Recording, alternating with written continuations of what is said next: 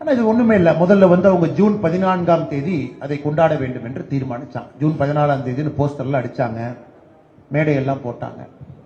அப்புறம் யாரோ போய் முதலமைச்சர் சொன்னாங்க, அண்ணே போன வருஷம் ஜூன் 14ஆம் தேதி தான் செந்தில் பாலாஜி அரெஸ்ட் பண்ணாங்க, அரெஸ்ட் பண்ணி ஒரு வருஷம் ஆயிரும், அதனால ஜூன் 14ஆம் தேதி நம்ம கொண்டாடினா வேற மாதிரி ஆகி போயிடும் சொன்னதுக்கு அப்புறம் முதலமைச்சர் அவர்கள் சரிப்பா 15ஆம் தேதி வைங்கன்னு.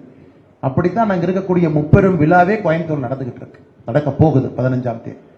ஆனால் எங்களை பொறுத்தவரை நீங்க பாக்குறீங்க, அதாவது இன்னைக்கு முதலமைச்சர் அங்க போலாம், இவங்க எல்லாம் போலாம், நாங்கள் முப்பெரும் விழா அங்க எடுக்க போறோம் அப்படின்னு ஆரம்பிச்ச சகுனமே பாத்தீங்கன்னா தவறான சகுனம். ஜூன் 14 இருந்து 15க்கு மாறி இருக்கு.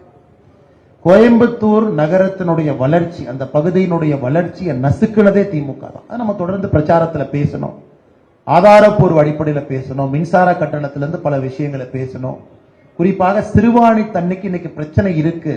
எலெக்ஷன் காலகட்டத்தில் பாத்தீங்கன்னா சிறுவாணி தண்ணியே இல்லாம மக்கள் குடத்தை வச்சு ஆர்ப்பாட்டம் பண்ண வேண்டிய சூழ்நிலை. அதற்கு காரணம் திமுக.